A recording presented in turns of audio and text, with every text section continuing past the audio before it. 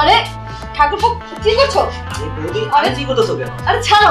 দেখো বৌদি, শোনো কথা বলি। তোমার মনের দুঃখ কষ্ট কিন্তু সবই আমি বুঝি।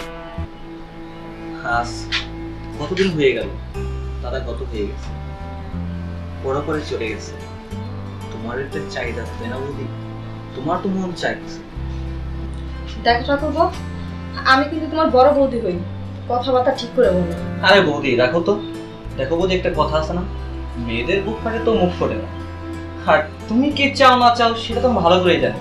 আর তাছাড়া এতদিন বৌদি তোমাকে দেখে লজ্জা পাইতাম, কিন্তু আজকের পর থেকে লজ্জা পাই, কারণ তুমি তো সবকিছু দেখেই ফেলেছো। আর দেখে যখন ফেলেছো, তাহলে শুধু শুধু লজ্জা করে লাভ আছে আর মানা করে লাভ আছে? আরে আরে ঠাকুরপো, কি করছো তুমি এসব? বৌদি দেখো, এখন যেটা করতেছি সেটা তুমি মনে।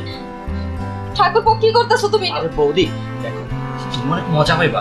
আর তাছাড়া দাদা তো অনেকদিন যাবতই বড় পাড়ে চলে গেছে, অনেকদিন ধরে তুমি উপোস হয়েছে, সেই উপোসটা ভেঙে দিই।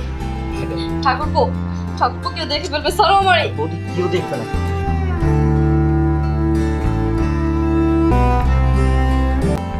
মা দেখে ফেলছে, সরো আমারে। কই বৌদি, কেউ তো নেই। কইছে বলে সরো।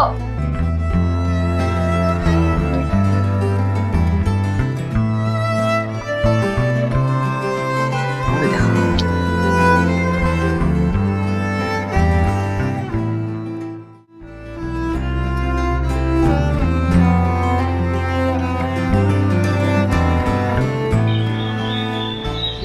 মা, আপনি সব কিছু দেখেও কেমনে মুখ বুঝে নিচ্ছেন? আপনার ছেলে দিনের পর দিন অন্যায় করতেছে, আপনি কিছুই করবেন না? মারে, আমরা দুজন তো পরেই কামাই খাই, তাই তো মুখ বুঝা অনেক কিছু সহ্য করতে হয়, চোখে দেখেও দেখি না। তুই যেমন ওর কামাই খাস, আমি তো ওর কামাই খাই। ওর যদি কিছু কই, আমাকে দুজনকে যদি ঘর থেকে বাইর করে দেয়, কি করব? বড় পোড়াটা তো মরে গেছে গা, তুই বিধবা হইছ, তখন আমরা দুজন তোর ঘরের উপর বোঝা হয়ে আসি, কিন্তু কিছু করতে পারতাছি না। তাই কইতাছি, একটু সহ্য কর, সহ্য কর।